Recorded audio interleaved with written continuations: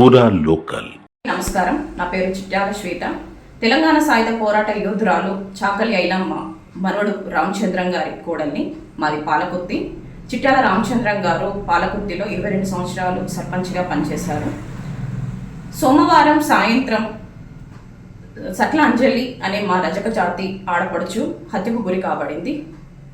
ఆమె చాలా కార్యక్రమాల్లో కళాకారిణిగా పాల్గొన్న సందర్భాలు ఉన్నవి. ఆమె ఈరోజు మా మధ్య లేకపోవడం చాలా బాధాకరము.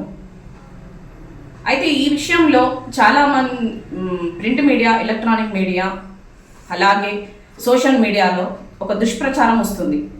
ఆమె చాకలి ఐలమ్మ ముని మనవరాలు అని. దయచేసి చెప్తున్నా, సట్ల అంజలి గారికి మాకు ఎటువంటి సంబంధము లేదు. ఐలమ్మ కుటుంబానికి కానీ సట్ల అంజలికి ఎటువంటి సంబంధం లేదు. ఆమె ఐలమ్మ ముని మనవరాలు కాదు. దయచేసి ప్రతి ఒక్కరు ఈ విషయాన్ని సోషల్ మీడియాలో వచ్చిన దాన్ని ఫార్వర్డ్ చేసుకుంటూ కామెంట్స్లలో అంత గొప్ప యోధురాలు కడుపున కుటుంబంలో పుట్టిన మహిళకు ఇలాంటి కూతురు పుట్టడం ఏమిటి అని ఒక కామెంట్స్ చూస్తుంటే మాకు చాలా బాధాకరంగా ఉన్నది. దయచేసి చెప్తున్నా, ఐలమ్మ గారికి సట్లాంజలికి ఎటువంటి సంబంధము లేదు.